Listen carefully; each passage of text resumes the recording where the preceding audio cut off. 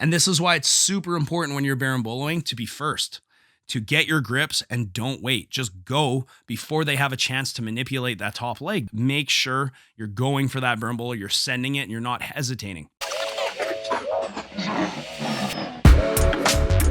What's the most efficient path to victory against this particular opponent? He's dropping off for the choke here. We could see the finish. It's looking tight.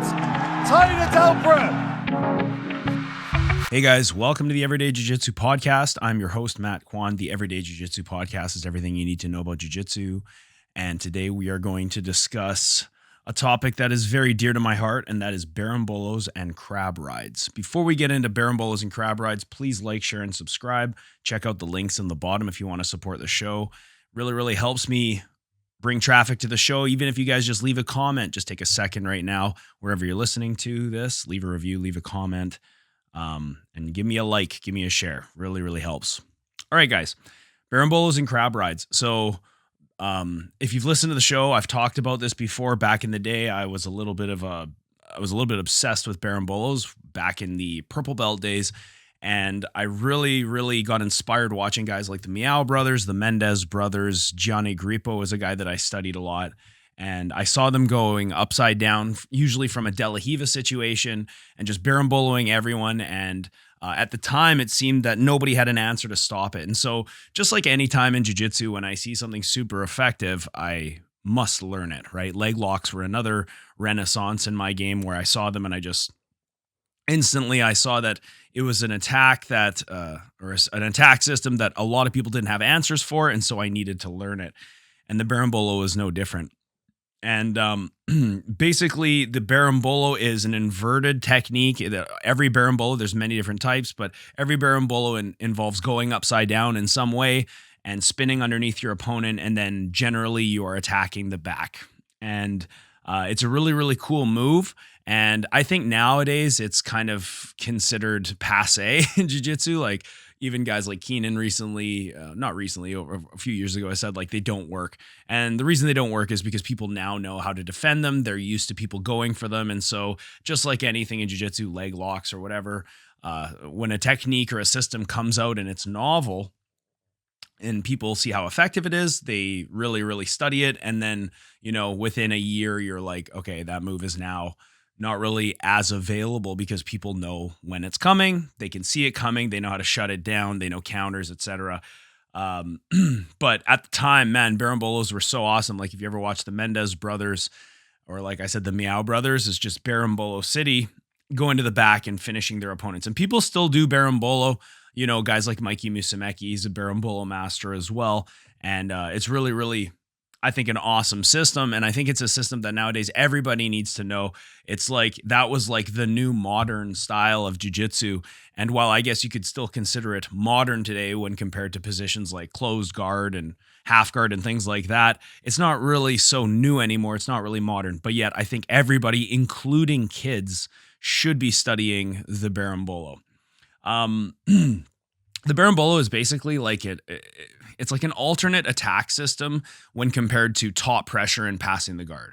Usually to generate a great angle on somebody, we're looking to flank the legs and get access to their center mass. So berimbolo gives us an alternate route to this, except instead of going around the legs in a conventional way to pass the guard, we're going upside down and going kind of underneath the guard or around the guard, if you want to look at it that way. And it's very important when you're doing a berimbolo or a crab ride that you're not playing a reactive game. That can lead you into some trouble, especially if you're going against somebody who is very offensive with their inversions. I think it's better to not hesitate and to be the one initiating the roll and trying to get through to the other side of the roll where all of the back takes start to happen. And if you wait and you kind of linger upside down or whatever, it just gives your opponent more time to defend. It gives them more time to see things coming. And it's better to just not hesitate if you're planning on doing inverted attacks, in my opinion. What is the crab ride? So the crab ride is, I kind of just look at it as a necessity it's a necessary part of your inverted game as a whole. So your berimbolo is kind of like an entry, an inversion that allows you to start attacking the back. But the crab ride is kind of, It's where you're essentially grabbing your partner's hips, connecting to your partner's hips in some way, and then your legs are extending their legs away, usually to expose their back off the floor. And once their back comes off the floor, you can connect chest to back connection and start looking to go to the back. I kind of look at the crab ride as a rallying position for the Berimbolo. So what do I mean when I say rallying? It's like when you go upside down against a player who knows how Berimbolos work, a lot of the time they're going to shut down your initial attack, and you're going to need to rally from there and continuously chain together your attacks to either go to the back or to take top position, usually in some kind of a leg drag. And the crab ride is that piece that kind of joins the inversion and the outcome together. So I'm rallying with the crab ride, going upside down. I can switch side to side. I'll talk about some different leg positions and some different grips later on in the show. But just look at the crab ride as a necessary piece to the Berimbolo system that will allow you to chain your attacks together so that when your initial Berimbolo is shut down, you have a place to go. I think any good Berimbolo game will naturally require answers from the crab ride. And that's kind of where the crab ride came from. It kind of came from, well, obviously we would see it in attacks like Kiss of the Dragon, you going upside down from reverse De La Riva, ending up behind your opponent. What are you going to do once you get there? Like, how are you going to take the back of a standing opponent when you're on your butt? A lot of the time, we're connecting our 2 feet inside our partner's knees, going for the crab ride, spreading their knees open and dropping them down and looking to take the back. Or they see that the back take is coming and they kind of bail off to the side, and now they fall into their back, and now you're upside down trying to stay connected as much as you can through the crab ride. So, like, why are these positions important? Again, like I mentioned earlier, it's just another way to gain a dominant angle on your opponent, ideally taking the back, getting behind your opponent. And it's a non-conventional, more modern way to pass your partner's guard, or bypass their guard, I should say, than a conventional guard pass where you're dealing with a really, really tricky open guard. You can go upside down and start chasing them through the crab ride in the Berimbolo. And it's just, it's a very, very, it used to be more modern and non-conventional. Nowadays, it's pretty well known. Almost everybody knows it. But it just gives you another option, another plan of attack, another route of attack, which is super, super useful. And it kind of became a part of the current BJJ meta in like the 2000s, right? That's when we really see these guys doing Berimbolos a lot, especially at the lower weight classes.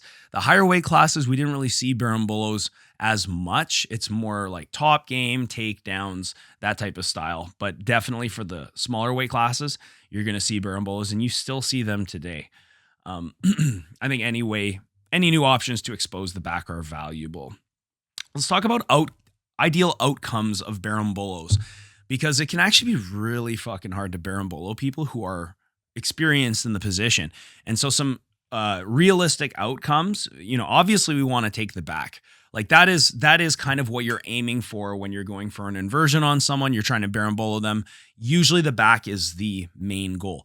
But honestly, it's pretty difficult. And a lot of guys are really good at keeping their back on the floor and not allowing you to expose their back. And so when this happens, I think a realistic outcome, and I always just tell my students this, is just come up on a leg drag, right? If you can't come up and take the back, it can be difficult chasing the back, especially somebody who's really trying hard not to do it. Just coming up on top in a leg drag is a great option. Or there will be some situations where you go upside down in a Berimbolo and you can do like a back roll and come up into a folder pass situation where you can pass through the folder pass, or you could re-roll into a rolling back take. And those are all great outcomes. Like just coming up on top into a smash folder pass position, I think is a fantastic outcome. And I think that it's a great dilemma to attack your partner with when you're inverting, is chasing the back and coming up into a dominant position. So if the back take fails, your guiding light is just come up on a leg drag. That's what I always look to do. And if you watch Mendez brothers, they're constantly doing this, coming up on top into leg drags. And understand that the leg drag and the crab ride are very, very closely related. When you're in a leg drag position, if you can't create the top pressure that you need to smash your opponent, they're doing a really good job of off balancing you, and they're trying to get their knees back to the inside. If you feel like they're about to make a recovery, one thing you can do is connect to the hips and roll back upside down and rally from the crab ride. And so you can kind of remain into this offensive cycle where you're chasing the back, using the crab ride and going upside down. And when you go to the crab ride, you might come up on the other side. So you can attack your opponent through, 360 degrees, all these angles of attack, and coming up on leg drags or exposing the back constantly. And the grips that I usually like to take when I'm in a leg drag and I roll through would be like the belt, the pants, or even the far collar. Like when you come up on a leg drag and you grab the far collar, that's actually a great grip to use if you're rolling underneath into the crab ride, because now you have access to some kind of grip on their upper body. So there's many, many different grips. And I don't think anyone is right or wrong when you're thinking about berimbolos or crab rides, as long as you can connect to the hips and start to gain upper back exposure, or just connect to their upper body and come up onto a leg drag. When you go and attack a berimbolo or a crab ride, just remember the rule of thumb is keep rallying. When you're kind of shut down and you're going upside down and your partner's shutting you down, they're pummeling their legs and they're really doing a good job of shutting down your inversion, roll to the other side. Continuously just roll through, invert, keep your attack chains going, because the second that you stop attacking, that's the second when they pummel their legs in front of you, or they disconnect your grips and they make space, and then the whole attack is basically now dead and it's a neutral cycle again. So to maintain the offensive cycle, be first and just keep reattacking and rallying. And if the back take fails, just come up on a leg drag. Let's talk about entries. So I think most people will see berimbolo entries from a de la Riva position, like an open guard de la Riva. You can do this from many different situations. I was first taught, the very first berimbolo I was taught was at Cobrinha's gym.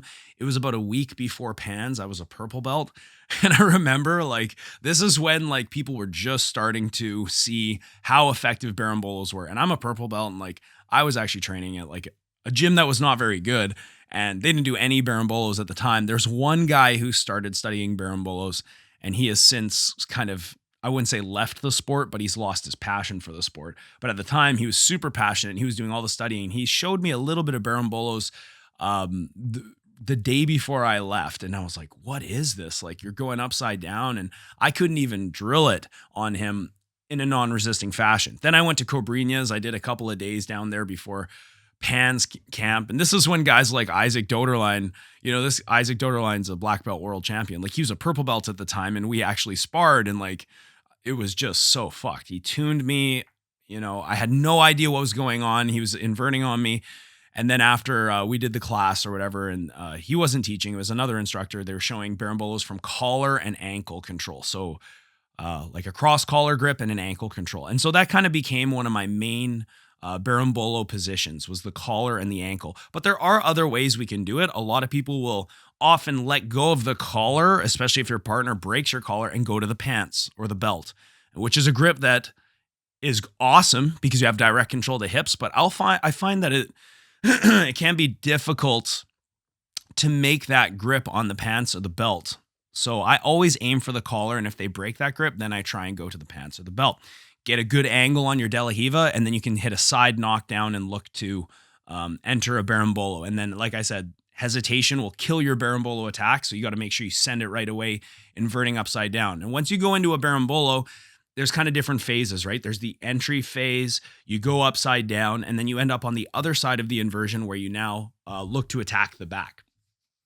And I think it's really important to try and get to the other side of the inversion as quickly as possible so you can immediately enter the phase of chasing the back. If you don't go all the way through in your roll, it can be difficult to catch your partner because they're seeing it coming. Now they're manipulating your legs with grips, and then they're shutting down your berimbolo. And we will be talking about some berimbolo shutdowns later on. All right. Another great way to do a berimbolo would be like a rolling back take. So I kind of consider crab rides, berimbolos, and rolling back takes as part of the same system, right? We're going upside down, we're rolling through, we're chasing the back and coming up on leg drags. So rolling back takes are very, very effective. I think the first rolling back take I saw was against Eddie Bravo, actually showing entering the truck, right? And the truck, again, is a position you will enter through rolling back takes if you control your partner's secondary leg in something like a double trouble fashion. I prefer actually rolling back takes with grips on the upper body, like on the collar. But if you grab your partner's secondary leg, you're going to be committed to their hips, and you can attack slicers. And then again, you can always play the dilemma of going to the back when you see that, when you see an opportunity to do so. So rolling back takes, very, very effective, usually performed from like a top folder pass position. Leg drags, I've already talked about how we can invert and go upside down, rolling through from the leg drag position. And this is something that I might do if my opponent's doing a really good job of recovering from the leg drag position. Now, just keep in mind, guys, anytime we commit ourselves from the top position to the bottom position, if our partner comes up on top, we could be getting swept, right? So nowadays, I'm not so much into rolling back takes just because of that very fact. And I prefer to be on top nowadays as opposed to rolling underneath and attacking Berimbolos. But the younger me, who is very, very infatuated with Berimbolos, I would be constantly going for rolling back takes and just trying to make that work. Nowadays, I'm old, a little bit less flexible. And to be honest, I don't even prioritize the back as much as I used to. Now I prioritize passing the guard, chest to chest, mount position. So for me to give up top position, it doesn't fit as well into my game anymore, but still a great option, especially if you're just playing around in the gym, right? And you're not trying to win a competition, pardon me. And it's also important to understand that through some leg entanglements, there will also be opportunities to go for bolos. And I always encourage my students to check out when they're going for bolos and leg entanglements to try and blend the two together. There's actually a couple of really cool attacks that you can do from crab ride position where you kind of backstep into the saddle. It's going to be very hard to describe on the show, so I won't do it, but I might make a video on it soon.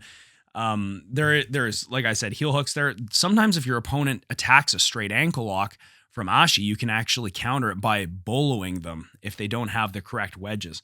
And so you'll see bolos all over the place. Just think about this. Like if you're trying to ankle lock somebody and then they're going upside down, now that ankle is rotating inside your grip so that how are you going to be able to break someone that is constantly rotating through? It's going to be really, really difficult. So I really like Berimbolos and leg entanglements, mixing them together. I know Lachlan has done a course on that. I remember back in the day, that was one thing that I was really, really interested in, was seeing how they could work together, Berimbolos and leg entanglements. So now we're going to talk about some grips. How are we going to grip our opponent when we're going upside down? Like, where's the ideal places to grab? I understand that if you control their hips by way of their pants or their belt, you're going to have direct control of the hips by the time you go upside down. So this is going to give you like really, really good crab ride control. But you're also going to need to work to gain upper body exposure. So if you go upside down, you have two grips on your partner's hips. You're still going to have to make grips on the upper body to get your chest to their back. So if taking the back is the goal, I think it's actually easier to take the back with collar grips. You could go same side collar, you could go cross collar as you go to Berimbolo. Generally, I prefer cross collar, but you can invert with same side collar as well. And when you go upside down, when you get to the other side of the roll, you're going to have direct access to their collar. And what this means is it'll be very, very hard for them to turn. If you go upside down, it would be very, very hard for them to turn away from you because of the grip, and then you can chase the back. And generally, when I go upside down, I'm chasing the back, I like to have a grip on the horse collar, so that's behind the neck and the hip. These are like kind of my two favorite grips. Ideally, once I get the roll, then I can pull them down, have my bottom hook in and start to chase the back with the second hook. Of course, it's going to be more difficult in a no-gi situation to make Berimbolos work. Generally, we try and just cup the hips, or if we can even lock hands around the waist, that we can get some good crab ride action going, but it's obviously not as sustainable as putting your fingers inside someone's waistband or grabbing their belt, which is going to be, much more sustainable as a grip. And when we control our partner, like I mentioned earlier, we want to have some kind of control over the hips or the upper body while our legs are pushing our partner's leg away, accessing their leg as a lever and sort of levering them away so that we can expose their back. Because as you push someone's feet away from them, generally their tailbone comes off the floor and their back becomes exposed. And now we can fill that space with our chest and try and connect to them. On a side note, when we're chasing the back, I really, really recommend that we try and connect not just our chest to their back, but try and connect your head to their back or your head to their body. It's kind of like if you're wrestling with a single leg or a rear body lock, you always want your head to be in contact with your partner so that you have that connection. It makes a lot of difference if your head is away from them as opposed to connecting your head to them. So that's always a goal that I'm looking for when I'm chasing the back. So generally when I berimbolo, I love collar ankle. That's kind of my main go-to, but also hip or belt and ankle. Also very, very effective way to berimbolo once you are getting to your dominant angle and you're looking to knock them down. So let's talk, we've talked about grips, what our hands are doing. Let's talk about like leg positions. So there's a bunch of different leg positions we can utilize when we're going into crab ride, right? Usually when we berimbolo, we're in like a delihiba position. Then we go upside down. But then from there, there's a lot of different leg configurations. I think the one that I look to go to most is probably what some people would call an X hook, where you're basically crossing your 2 feet and Xing your legs around one of your partner's legs. And that's a very, very effective control. It's like a 2-on-1, right? And generally the other leg isn't so much controlled by your feet, but a lot of the time you'll have a grip on that leg with your hand and then generally another grip on the hip. So you're controlling the hip, the pants, and then your 2 feet are controlling the other leg. And then from here, we can do all types of things to extend our partner's legs away, expose the back, and start to get our chest on their back. Obviously, crab ride, 2 hooks on the inside is very, very common. But I actually find it can be challenging against good players to take the back with this because you don't have very good stomping abilities. And when you can't stomp your partner's legs down to the floor, you can't expose their back. So a lot of the time what I'll do is I'll use 1 hook and 1 stomping position. It's kind of my favorite intermediary position aside from the X hook, the 1 hook and 1 stomp, and then you can really pull the hips while you extend the foot away with the stomp, and then that will actually allow you to like roll them through and take their back and go upside down and follow them. But it doesn't really matter. I don't think there's, what's best. I think it's just what feels comfortable for you and what you like to use. But if you do not use crab hooks at all, you really should be thinking about how crab hooks can help you take the back. And I use them all the time when I attack the turtle. When you use crab hooks, you gain a really strong control over your partner's legs. And all a crab hook is where you insert your shoelace behind your partner's knee, and then you internally rotate your leg so that their leg gets internally rotated. So your knee is pushing the side of their knee in, and your foot is flaring their foot out. And this makes for a very, very sticky crab hook.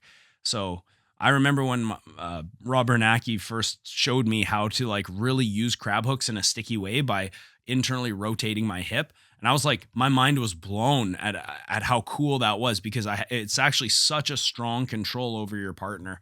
And it's funny how just by rotating your hip a little bit, you can gain so much more lever control over your partner. Let's talk about the phase of chasing the back. So you did your inversion or whatever, and now what comes next is this phase of chasing the back that immediately follows the inversion. So there's always going to be that phase where you're chasing the back, and honestly, against good guys, it's not easy to chase their back. Generally, what people will do when you're berimboloing them and you're trying to chase their back is they're trying to deny hooks and they're trying to get their back onto the floor so you cannot take their back, right? And so, like I said earlier, we always want to aim for upper back control. Some kind of a grip. I prefer horse collar if I can get it. I know there's a very good chance I'm going to get my chest on my partner's back. And then we're, usually when we roll through, we end up on the other side. We have that grip and then we have grip on the hip. We kind of pull our partner down. And at this point, I like to look to gain height advantage. So one thing that's really helped me is I build to an elbow. When I build to an elbow, it gets my head higher than my partner's head as I'm taking the back. This makes it easier to put my bottom hook in. And it also, it makes it easier for me to pull myself onto my partner's chest. And when they try and roll back into me, because I'm propped up on my elbow, I'm kind of wedging them in place with my chest. So it can be really, really difficult for your partner to get their back to the floor when you build up to your elbow. Plus, like I mentioned, the bottom hook comes in easier. And then from there, really what we want to do is we want to think about how are we going to wedge their knee or hip. So I was mentioning how we want to grab the collar and the knee or hip and sort of pull them down into our lap while we shoot in our bottom hook. The main thing is wedging that top hip now. So even if you can't put a hook in, just putting your knee outside of that hip and putting your partner in between your 2 knees, that's going to allow you to get your second hook at some point. That's one of the main things that we need to do. We also want to make sure that when we're chasing the back, that we are not exposing our back in the process, because there are certain situations in the crab ride and the berimbolo, like a truck is one of those situations where it's almost a 50-50 position in ways. Like it can be reversed and you'll be chasing your partner's back, and then all of a sudden they'll access your leg as a lever and kick your knee and your foot to the floor, and your back is exposed. Now they're chasing your back. So for the longest time I did, especially like the twister hook, there's a way you can do the twister hook where you bring your own back off the floor. And I've stopped doing it this way because I found that when your back is off the floor, your partner has a much easier chance of reversing you and taking your back. So as a general rule, we want to always keep our back on the floor when we're attacking things like twister hooks and crab rides. And we want to think about exposing our partner's back off the floor. The only time I like to get my back off the floor is if I'm in a full-on crab ride and I'm extending them away. I'm usually like doing, it's almost like similar to a backwards roll, and you're extending your partner's legs away while you pull their hips in. And the only reason why I would do it in this situation is because their back is being exposed and it's hard for them to reverse me in this position. But definitely in the truck, when you're going for twister hooks, you don't want to get your back off the floor because you're going to get reversed. You're going to get your back taken. Connecting your head, as I mentioned, making sure that there's that good solid connection to our partner while we're chasing the back, and keep rallying. If your partner's shutting down your attacks, you just keep rallying from that position and keep going upside down as much as you can, trying to stay underneath their legs, trying to keep your legs on the inside position, because if they pummel their 2 feet on the inside, it basically nullifies your berimbolo. And so like leg pummeling is a crucial skill for berimbolos and crab rides. All right, let's talk about back take positions. So we've rolled through and we're on the other side, we're chasing the back. What kind of back take positions can we do with our legs? So I think one of the most common things to use is the twister hook. And I remember when I first saw the twister hook, it like blew my mind. And I was like, man, that is such a cool move. It's so beautiful to see somebody do a berimbolo, get a twister hook, and then use it to kick their partner through and chase the back. And then you go and try and do it, and it's like, man, I can't even get into the twister hook. How come I'm having so many issues with that move? And it's a move that I really, again, it can be challenging to teach to children, but I find that once they understand how to do the twister hook, they start getting back takes from everywhere. And so the prerequisites that we need to get the twister hook are going to be like a chest, or I should say a belly to lower back position, where I kind of want my partner's butt off the floor and I want to have my belly underneath their the small of their back. If I can do that, I know I can get the twister hook. Another thing I want is perpendicular angle. So I want my partner's spine perpendicular to my spine. So I'm underneath them, belly to back. And then from there, I really want to think about not just putting my hook in, but trying to wedge their hip with my knee. So I'm wrapping my knee, the hook that I'm going to put in, that knee is going to wrap around and sort of chamber their leg that I'm trying to trap while I throw in that twister hook. And I'm always thinking about when I'm going for twister hooks, again, like I just said, keep your back on the floor, try to expose their back. And the number one thing you can do to expose their back is try and punch their knee to the floor. You punch their knee to the floor, their back comes off the floor, you can get your body underneath them, chest to back, and throw your twister hook in. Another great position is the scissor wedge, or the wedge as it's commonly referred to as. And we've seen this a lot, especially with leg entanglements, when let's say it's like an outside ashy situation and your partner has a scoop instead of an ankle lock. It's very easy now to backstep and bring your knee underneath their hip and wedge them and roll them through. So the wedge is, I really like the wedge. It's a critical mechanic that everybody needs to have. It's essentially like a knee lever where you're chopping down on top of the back of their hamstring and pinching your knees together. And the main thing that you need to not do is have your legs leaning to the side. You need your knees pointing up and stomping to the floor. And then you can kind of just like tilt your partner's hips on top of you while you go for things like the twister hook or coming up in a leg drag or whatever you're going to do. So making sure that, that your knees are facing up as you're doing the wedge, that's a really, really important back take. And it's a great way to end up on the back when your partner's attacking your legs. So twister hook, wedge back take, scissor wedge, whatever you want to call it. Very, very common ways to use our legs to roll our partner through and actually get to the back. Last thing I want to talk about is just threading the needle. So this is like a concept that I use when I'm using the twister hook, and that's where I use my secondary leg to wrap shoelace to shoelace around my partner's the leg that I'm trying to entangle of my partner's. So if you have your foot shoelace to shoelace, now you can use that to thread your twister hook through. So you're kind of like weaving their leg, weaving your foot inside their leg and lacing your twister hook. And then once you get that twister hook, it's a lot easier to extend them away with the twister hook and start covering their near hip and looking to chase the back. So that's what I call threading the needle. Anyways, I don't know what other people call it, but I use that secondary foot to lace my foot on the inside and get my twister hook. Again, twister hooks are fucking hard to do, especially against somebody good who's very, very aware that the twister hook is coming. So like I said, if any of these things fail, I'm always prepared to just come up on a leg drag. If I feel like it's not making sense to continue inverting and rallying on my opponent, maybe their defense is just too good, or maybe I just want to take top position, just get on top. Just get to a leg drag. It's so much easier than taking the back, honestly. All right, we're going to use some Mikey Musumeci nomenclature here. And he talks about World 1, World 2. What does this mean? I actually think the way that he breaks things down into like worlds, as he calls them, is kind of a funny way to put it, but whatever. Every instructor has their own way to explain things. Basically, he's just talking about reactions. So World 1 and World 2, whenever he's teaching, he uses these terms, whether it's Berimbolos or K-guard or whatever, he uses this nomenclature. And basically what he's describing is reactions. So my opponent gives me this reaction, that's World 1, gives me the other reaction that's possible, that's World 2. And I think that's quite valuable because when you're thinking about what techniques to use, especially in a stressful situation, you kind of need shortcuts as a way to remember things without going in and trying to like recall out of like thousands of techniques what technique to use. And a great way to do that is to look at your opponent's reactions, and then based off that reaction, you know immediately what techniques will not work. And then it gives you an idea as to what you should do next. And when you Berimbolo someone, there's kind of like two main reactions you might get.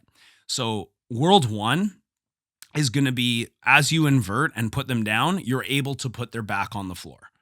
So I had mentioned if you could put their back on the floor, now you want to push their knee to the floor, their back will come off the floor and we can chase the back. So if I knock someone down from a De La Hiva and they're on their side and I roll through in Berimbolo, and now I can kick their knee down to the floor, just using their leg as a lever, that's all it is. Generally, their tailbone and their back comes off the floor. Now I can connect to them and I can start chasing the back. That's World 1. That's like the ideal reaction, I guess you would say. Now, then you're going to start going against people who understand that if their back goes to the floor, that their leg can be levered through, and now they're going to be exposed to crab rides and twister hooks and all types of things. So what a lot of people do is you try and knock them down and they're going to post on two hands.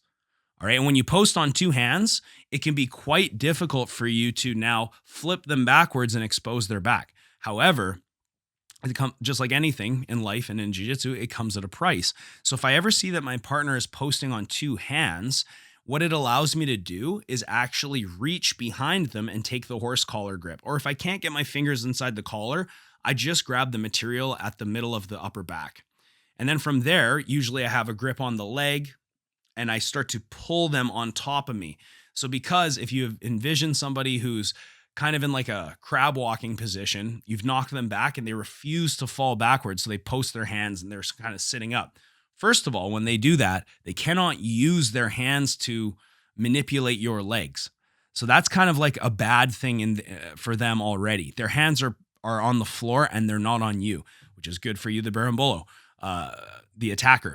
So now as you're going upside down and they're posting on their hands, their hips actually become quite light and they become quite movable. So if I can make that grip on their jacket and I can pull them on top of me, I can use my legs to extend them and sort of sit them down into my lap.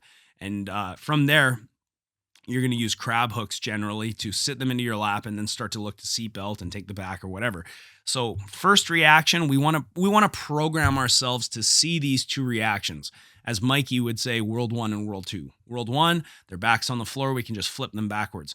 World 2, their hands are on the floor, their back is off the floor. We can try and pull them into our lap and extend them down into a position where we can start to take the back. So I always think about those two reactions. What is my partner giving me? That's going to give me an idea as to how to finish the back take or how to finish the sequence.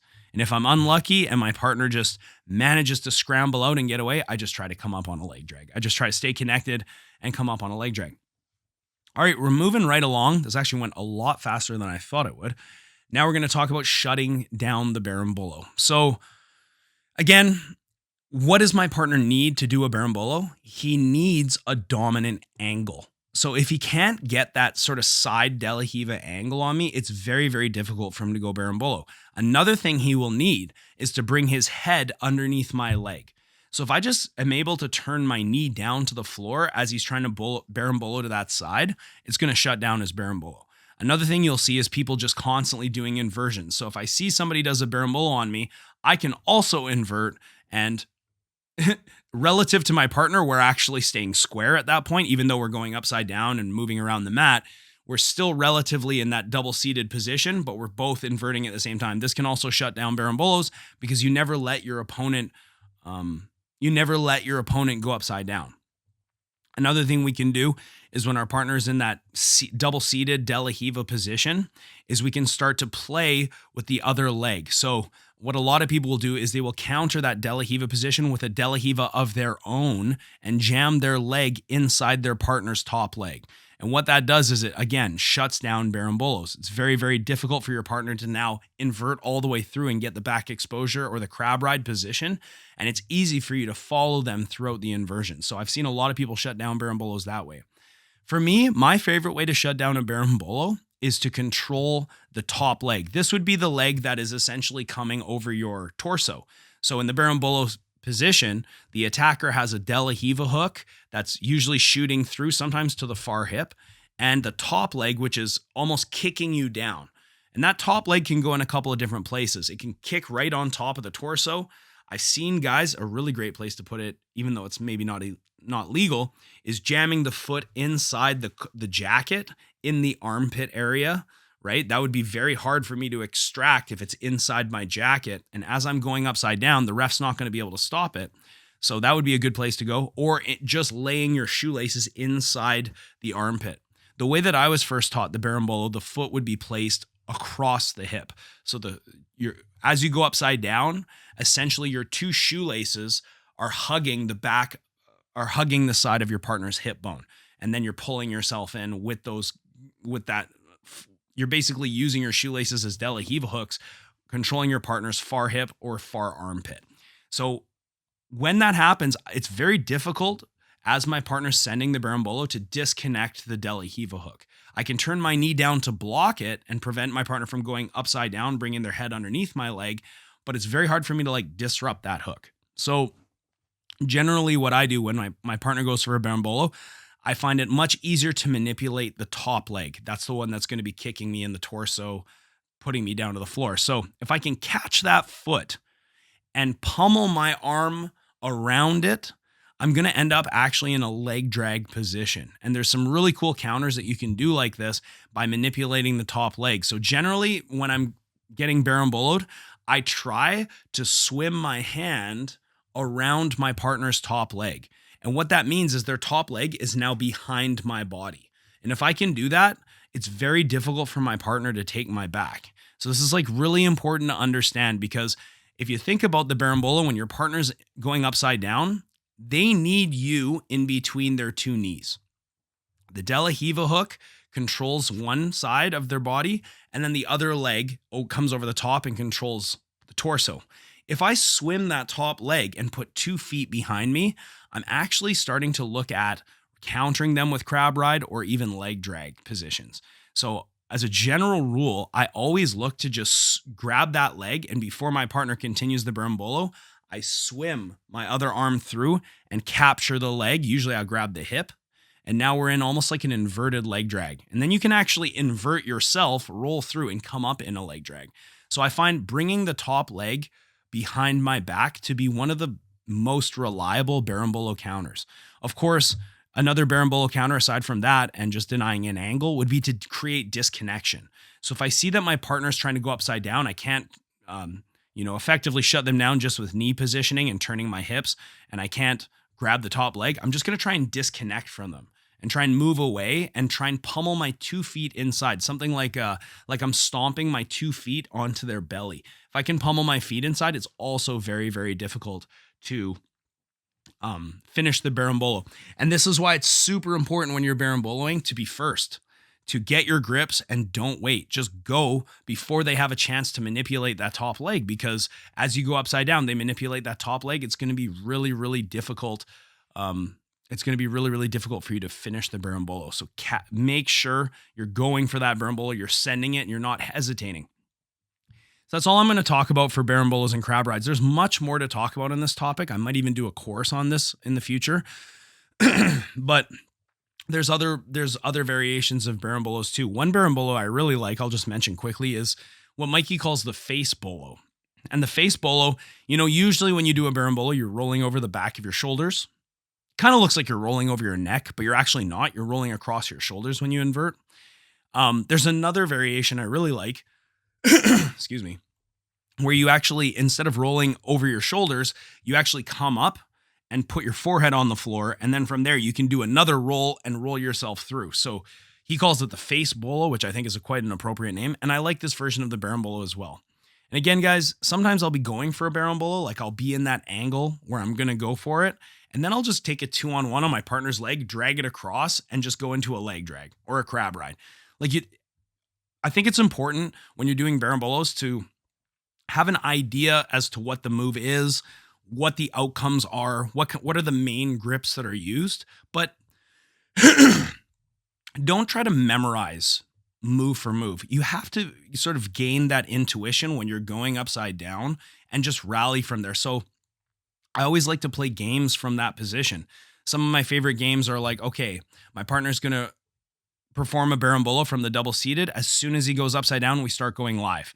My partner's goal is to take the back or to come up past the guard. And my job is to disconnect from them or trying to disengage. Or we could make it a different goal, because if you do those goals as well, the defender might disengage so much that the attacker can never really initiate their offense, right?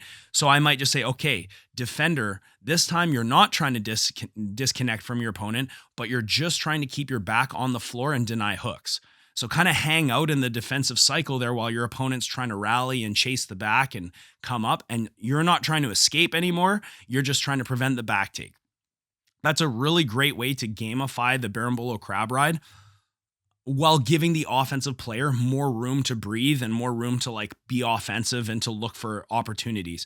If you're just saying, okay, defender, your goal is to disconnect, you're going to have people fleeing the position, and it's probably not going to be very productive from an offensive standpoint.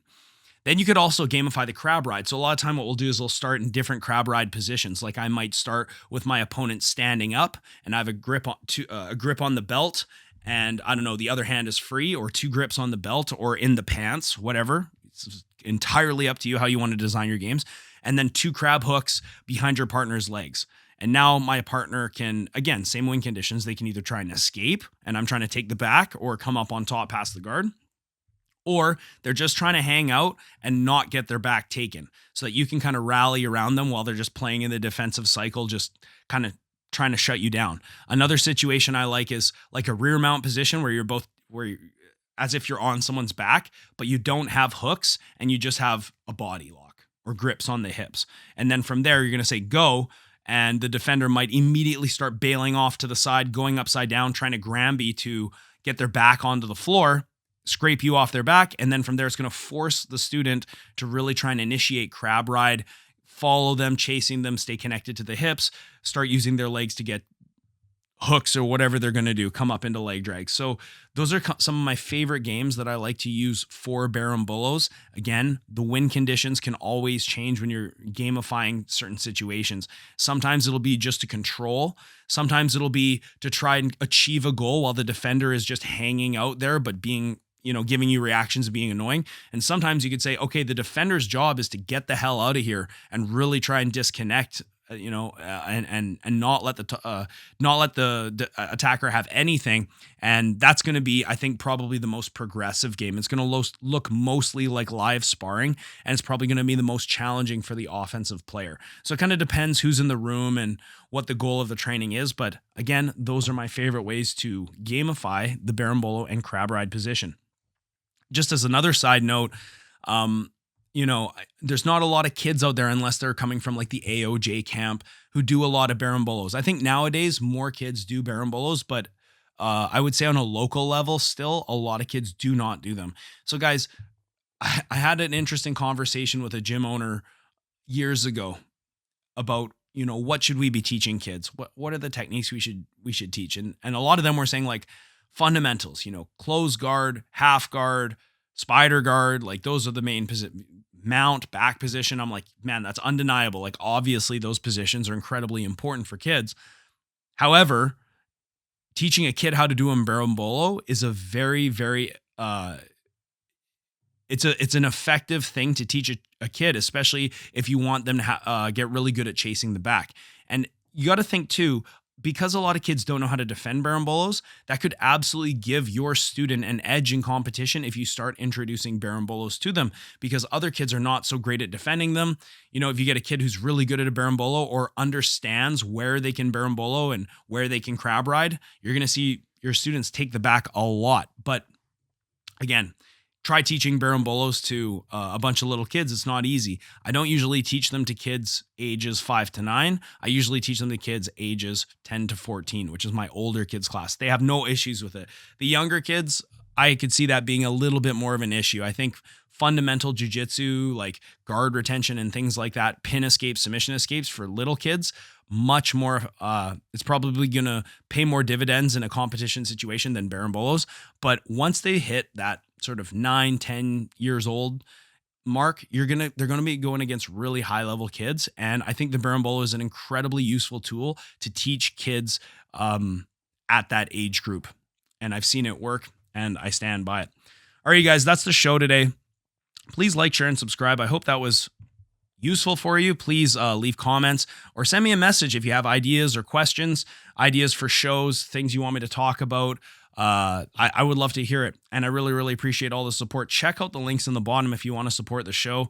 Really, really does help me, as well as the comments and the likes. Guys, the more comments and likes that you leave, the better my show is at being visible. And that's really, really helping me grow the show. So remember, the Everyday Jiu-Jitsu podcast is everything you need to know about Jiu-Jitsu. And I'm going to see you guys next week. All right? Take care.